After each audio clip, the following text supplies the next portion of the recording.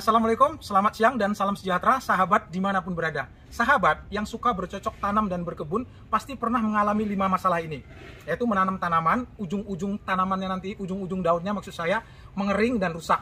Ya, kemudian yang kedua, tanaman-tanaman yang ditanam itu misalnya pertumbuhannya lambat, stagnan pertumbuhannya, walaupun pupuknya udah bagus, pestisidanya udah bagus, tapi pertumbuhannya lambat.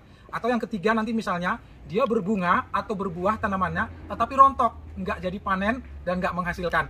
Atau yang keempat nih, ini yang paling sering misalnya, dia berbuah tapi buahnya nanti pecah, ada yang busuk, kemudian ada juga yang menghitam di ujungnya, misalnya seperti tomat itu ya, ataupun seperti cabai nanti dia mengering, menghitam seperti terkena antranoksa.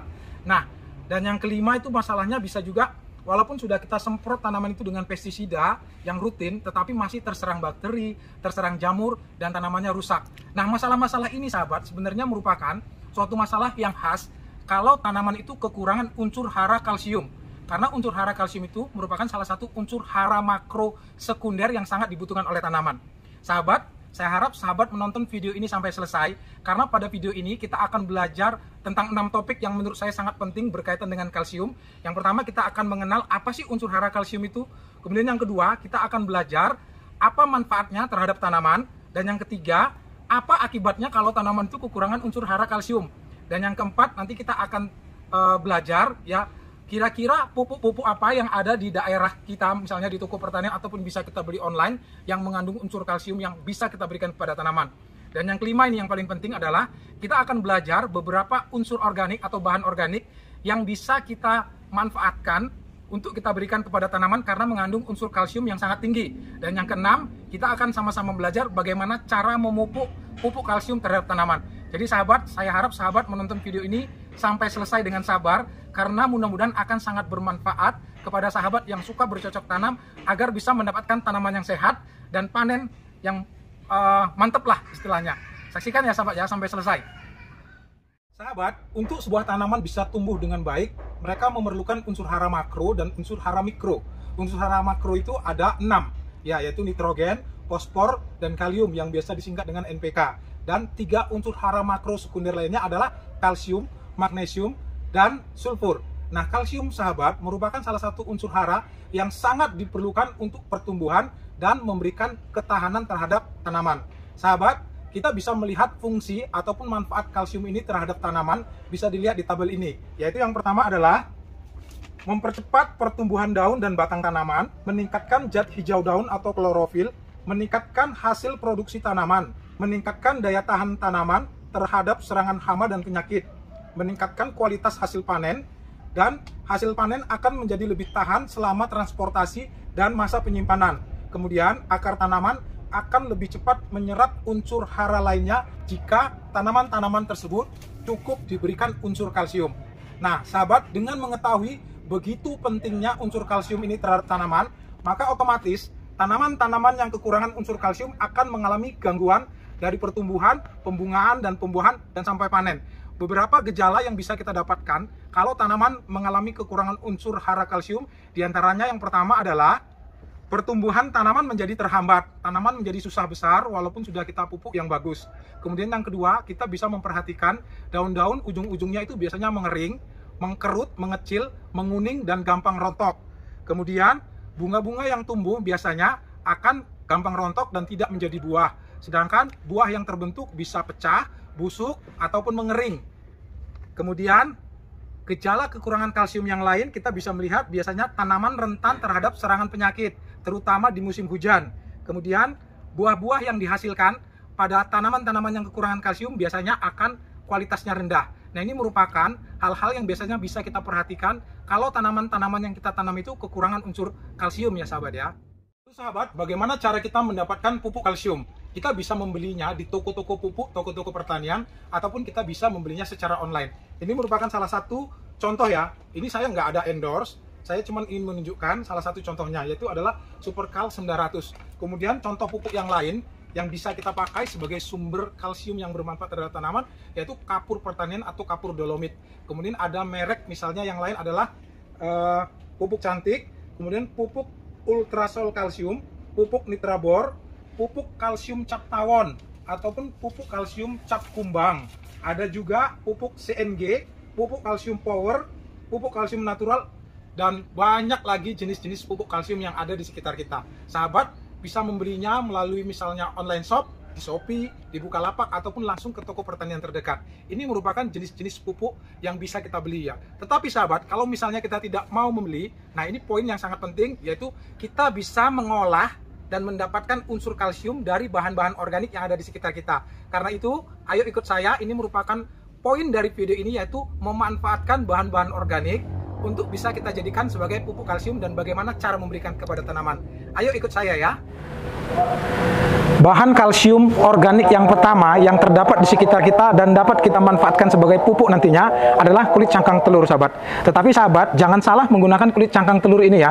Kulit cangkang telur ini dia berada dalam bentuk yang tidak bisa diserap oleh tanaman. Jadi kalau kita langsung berikan seperti ini ke tanaman, dia butuh berbulan bahkan bertahun untuk dia bisa diurai dan diserap. Karena itu ada 3 cara menggunakan kulit cangkang telur ini agar dia bermanfaat. Yang pertama sekali mungkin kita haluskan.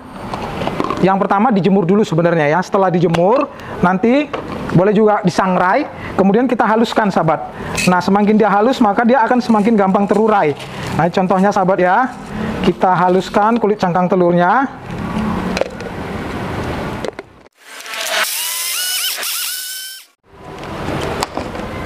Nah, sahabat, kita sudah mendapatkan kulit cangkang telur ya sahabat ya. Ini akan lebih mudah terurai. Tetapi ini juga sebenarnya masih membutuhkan waktu berbulan untuk bisa diserap oleh tanaman. Nah, cara memakai kulit cangkang telur ini ada 3 sebenarnya yang paling gampang. Yang pertama adalah kita menaburkan sebagai pupuk dasar ke media tanam. Nah, ini seperti ini kita taburkan, seperti kita memberi kapur dolomit kalau kita membuat media tanam.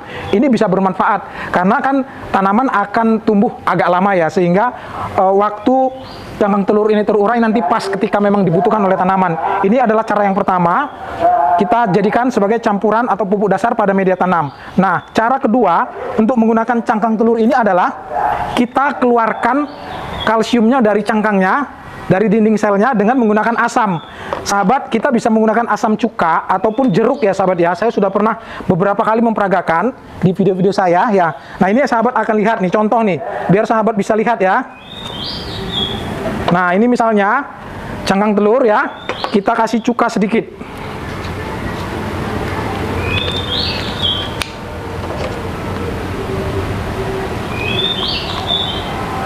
Nih, sahabat bisa lihat nih.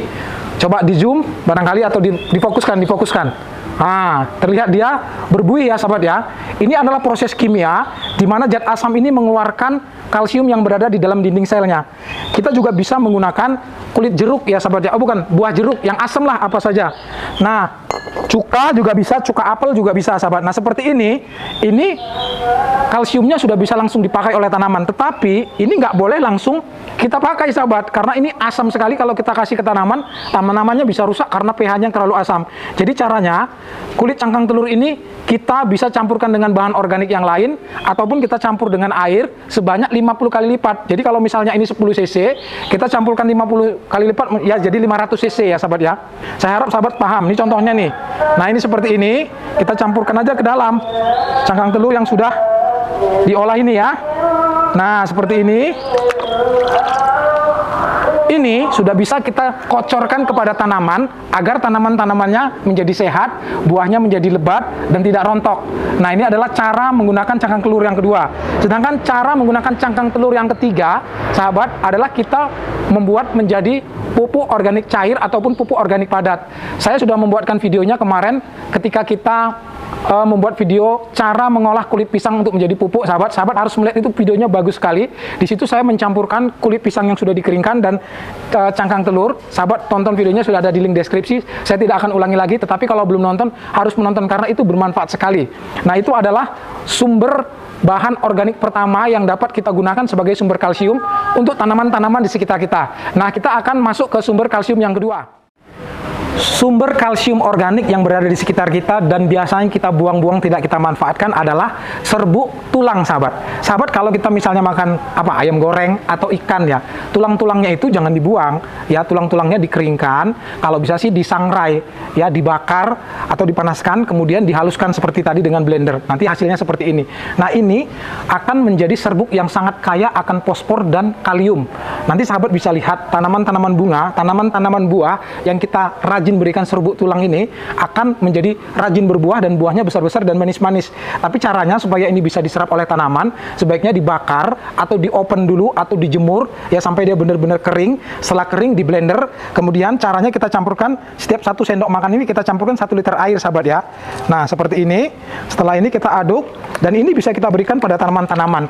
Jumlahnya antara 250 sampai 500 ml dari campuran ini. Kalau tanamannya nggak terlalu besar bisa lebih sedikit.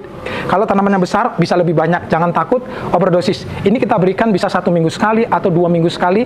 Nanti sahabat bisa lihat tanaman-tanamannya pasti akan berbuah yang rajin dan manis buahnya dan besar-besar. Sumber bahan kalsium yang juga dapat kita gunakan adalah tablet kalsium, sahabat. Tapi biasanya tablet kalsium itu yang expired ya. Ya kan itu biasanya dibuang. Nah, kalau kita beli yang nggak expired sebenarnya nggak mahal ya. Tablet kalek itu namanya, 1 pot itu isi 100, paling berapa gitu, murah sekali. Tetapi sahabat, ternyata campuran di dalam tablet kalsium ini tidak semuanya itu bermanfaat untuk tanaman dan tidak semuanya gampang diurai. Jadi sebenarnya kalau ini ya, sebagian sahabat berkebun pernah menceritakan tentang pengalamannya digiling dan dikasih ke tanaman. Kalau saya tidak terlalu setuju ya, sahabat ya. Cara pemakaian tablet kalsium sebagai sumber kalsium ini yang paling pas itu ada 2 menurut saya. Yang pertama, kita misalnya seperti ini ya, saya nggak tunjukkan merek ya, tapi ya mereknya apa saja. Bisa macam-macam lah. Kalau yang paling murah itu yang generik itu Kalk ya. KALK tulisannya, Kalk gitu ya. Nah, ini seperti ini bisa kita haluskan dan kita campurkan pada media tanam. Itu adalah cara yang pertama ya, sahabat ya. Sedangkan cara yang kedua adalah kita ambil tablet kalsium ini, kita hancurkan dan kita masukkan ke dalam tong kompos kita. Kalau kita membuat kompos, sahabat, ya kan saya sudah mengajar itu cara membuat kompos dari bahan-bahan sampah rumah tangga. Kita campur dengan sampah-sampah kering, sampah-sampah basah, kita kasih tanah bekas atau bahan-bahan karbon misalnya tisu, kardus, kertas koran dan kertas-kertas yang lain. Nah, setelah kita campur, kita kasih E4, kita bisa campurkan serbuk tablet kalsium ini. Ini akan lebih bermanfaat dan dia terurai sempurna dan bisa dimanfaatkan kepada tanaman. Dibandingkan kalau ini kita ambil, kita giling, kita kasih ke tanaman, tidak terlalu efektif, sahabat. Ini adalah sumber bahan organik kalsium yang ketiga, yaitu tablet kalsium. Bahan kalsium organik yang ketiga adalah kapur dolomit, sahabat, atau disebut juga dengan kapur pertanian. Nah, kapur dolomit itu ada macam-macam dia, ada yang putih, lebih putih, dan ada yang agak abu-abu seperti ini ya. Cara pemberiannya ini ada beberapa cara, sahabat. Yang pertama sekali dan yang efektif itu menurut saya adalah kita campurkan dengan media tanam ya. Seperti halnya bubuk cangkang telur tadi kita campurkan ke media tanam, ini akan menjadi sumber kalsium dan sumber magnesium yang sangat bermanfaat terhadap tanaman. Sahabat yang belum tahu cara membuat media tanam yang bagus agar tanaman-tanaman yang kita tanam di pot itu berbuah yang bagus, saya sertakan link videonya di deskripsi ya, cara membuat media tanam yang super subur. Nah, cara pertama menggunakan kapur dolomit adalah menggunakan sebagai pupuk dasar di media tanam. Dosisnya jangan terlalu takut, sahabat ya. Jadi kalau misalnya pot seperti ini kurang lebih ya sekitar berapa liter ini? 10 ya, 10 literan. Ini bisa kita berikan sekitar 1 sendok kita campurkan ya. Kalau untuk pupuk dasar, nah ini kita biarkan seperti ini, kemudian ditunggu biasanya sih 1 atau 2 minggu, kemudian ditanami, nanti tanamannya akan subur dan sehat sekali. Sedangkan cara kedua menggunakan pupuk dolomit ini adalah dengan cara mengocornya. Dosis pemberian kepada tanaman itu biasanya antara 2 sampai 3 bulan sekali. Caranya 1 liter air kita berikan 1 sendok makan, sahabat ya. Nah, sahabat, kapur dolomit ini selain dia sebagai pupuk yang kaya akan kalsium dan magnesium, dia juga berfungsi untuk membuat pH media tanam yang asam itu menjadi lebih basa atau netral. Nah, karena itu sebenarnya idealnya sebelum kita memberikan kapur dolomit ini, kita ukur pH media tanam itu dengan soil tester seperti ini. Ini kan harganya murah ya, bisa dibeli di online shop, misalnya Shopee, Bukalapak, dan lain-lain. Nah, kita tes, kalau dia di bawah 6, misalnya 5, 4, atau 3, ini bagus sekali kita berikan rutin antara 2 sampai 3 bulan sekali. Ya, sahabat ya, karena kalau tidak kita berikan kapur dolomit, pH media tanam yang asam itu, terlalu asam, tanam, kita pupuk apapun, nanti pupuk itu nggak akan diserap oleh tanaman. Itulah kenapa salah satu alasan, kadang-kadang tanaman itu udah semuanya kita kasih, tapi kok pertumbuhannya jelek, pertumbuhannya nggak bagus, kemudian pohonnya juga nggak mau berbunga atau berbuah. Ternyata pH media tanam yang jelek. Jadi kalau bisa harus punya ya, soil tester namanya. Nah, ini kita berikan antara 2-3 bulan sekali. Ya, kalau tanamannya besar, 1 liter ini bisa. Tapi kalau tanamannya kecil ya, dibagi 2 atau dibagi 4. Nah, ini adalah cara yang kedua, kita memberikan kapur dolomit. Nah, cara yang ketiga yang paling praktis, ini langsung saja ditaburkan sekitar 50 cm dari tanaman utama yang akan kita berikan. Dosisnya kalau saya kadang-kadang banyak. Kalau tanaman-tanaman anggur itu misalnya, tanaman mangga, tanaman-tanaman buah yang lain, jeruk itu, saya kasih 1 genggam itu. Minimal 1 genggam sekitar 2 atau 3 bulan sekali. Kalau tanamannya besar, kadang-kadang bisa 2 atau 3 mangkok seperti ini saya berikan. Nggak apa-apa, saya pikir nggak akan overdosis karena ini juga slow release ya. Dia dilepas perlahan-lahan dan diserap perlahan-lahan. Nah, ini adalah sumber kalsium organik yang berikutnya, yaitu kapur dolomit. Kalau sahabat misalnya kurang jelas, karena memang ini topiknya agak panjang, nanti sahabat bisa bertanya di kolom komentar ya. Atau nanti akan saya buatkan video khusus tentang pertanyaannya. Sumber kalsium yang terakhir adalah tepung gipsum, sahabat. Tepung gipsum ini murah ya, kalau saya nggak salah sekilo sekitar 5.000, mungkin nggak sampai sih. Bentuknya seperti ini ya. Nah, ini bisa kita buat jadi pot, bisa jadi plafon ya. Nah, cara membuat pot dari tepung gipsum ini saya sudah buatkan dari semen putih atau gipsum. Silahkan ya, membuat pot sendiri, linknya ada di deskripsi. Tapi pada kesempatan kali ini saya ingin mengatakan, 1 sendok tepung gipsum ini dengan 1 liter air bisa kita berikan antara 2-3 bulan sekali sebagai ganti kapur dolomit. Dan ini juga bagus dan aman terhadap tanaman. Caranya seperti ini, simple saja. Ya, seperti ini. Kita masukkan, kita aduk. Nah, ini tinggal kita siram terhadap tanaman. Tanamannya nanti akan rajin berbunga, bunganya besar-besar, ataupun dia berbuah, buahnya manis dan buahnya besar-besar. Dan ini aman ya, karena gipsum itu berasal dari mineral batu-batu gunung. Jadi nggak usah takut, dia akan menimbulkan residu yang berbahaya terhadap kesehatan. Sahabat, mungkin itu saja yang ini bisa saya jelaskan tentang panduan lengkap mengenai kalsium terhadap tanaman. Ada satu lagi, terakhir, jangan ditutup dulu. Kalau sahabat misalnya punya kapur tulis, sahabat, kapur tulis yang zaman dulu menulis di papan tulis warna hitam itu, nah itu bisa sahabat gunakan sebagai sumber kalsium juga terhadap tanaman. Tetapi karena itu penyerapannya agak lambat, caranya itu gini, kalau misalnya kita punya tanaman apa yang paling suka kalsium itu dan magnesium, misalnya tomat ataupun cabai ya, atau paprika, itu nanti bagus sekali. Ketika kita menanam, kita masukkan aja sekitar 2 batang kapur tulis. Saya mohon maaf, kapur tulisnya dari sana, daripada nanti lama ya. Ini langsung saya ceritakan supaya sahabat mengerti.